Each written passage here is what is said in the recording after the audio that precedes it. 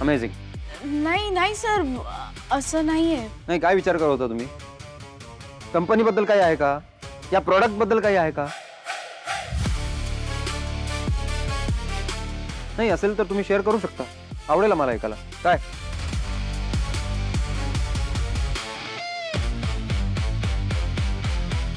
No answer.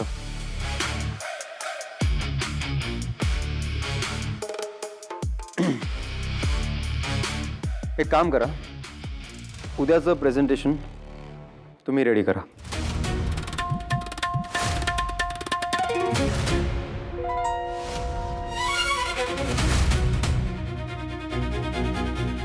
मी का नाही जमणार? का नाही जमणार? तुम्हाला प्रोडक्ट बद्दल काही माहित नाहीये का? पिच डेक कसं रेडी करतात ते माहित नाहीये?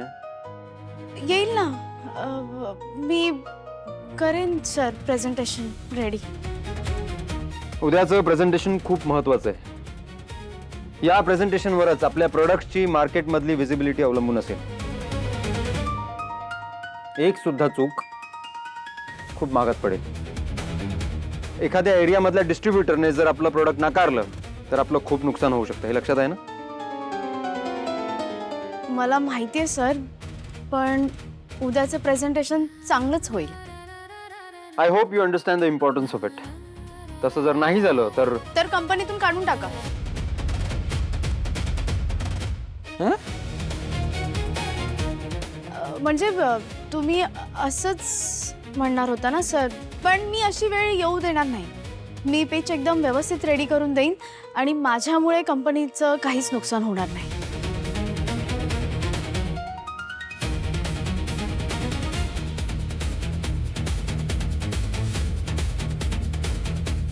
बाकी कोणाचीही हेल्प मिळणार नाहीये तुम्हाला.